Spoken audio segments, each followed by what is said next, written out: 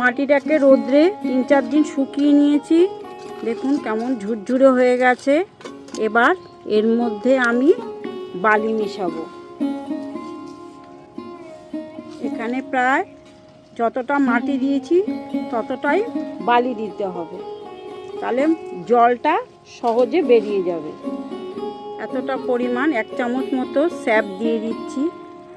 আমি গোড়াটাকে আগেও স্যাপে ভিজিয়েছিলাম। এখানে দিয়ে দিচ্ছি ভার্মি কম্পোস্ট। এটা আমি রোদে ভালোভাবে শুকিয়ে ঝুরঝুরে করে নিয়েছি। এর মধ্যে হাড়ের গুঁড়োও আছে। মানে সার দেওয়া যাবে না, পরে সারটা দিতে হবে। এবার এটাকে ভালোভাবে আমি মিশিয়ে নিচ্ছি।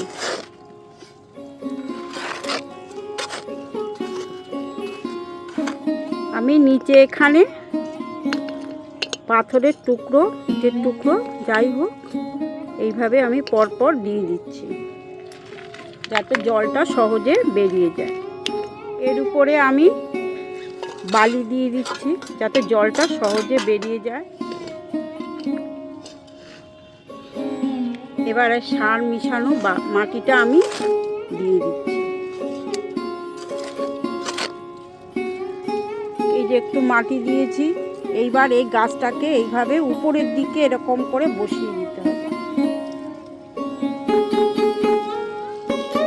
এইভাবে যাতে গাছের এই যে গোড়ার যে শিকড়ের ডিজাইনটা এটা উপরের দিকে থাকবে, নিচে অল্প বিস্তর থাকবে।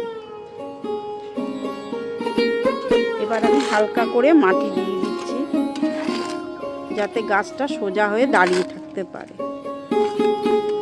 এই দেখুন গাছটা লাগানো হয়ে গেছে।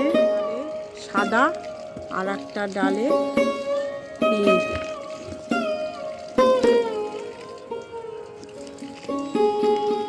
7 দিন পরে আমি এই গাছের ডালগুলো কাটবো। এখন কাটবো না, যেহেতু এটা রিপোর্টিং হলো সেহেতু এখন ডাল কাটবো না, কেন একটা ধাক্কা পেয়েছে তো। এই অ্যাডেনিয়াম গাছটাকে আমি এখন রোদ্রে রাখবো না, আমি 5-6 দিন ছায়ায় রেখে দেবো, কেন রোদে রাখলেই এখন মারা যাবে।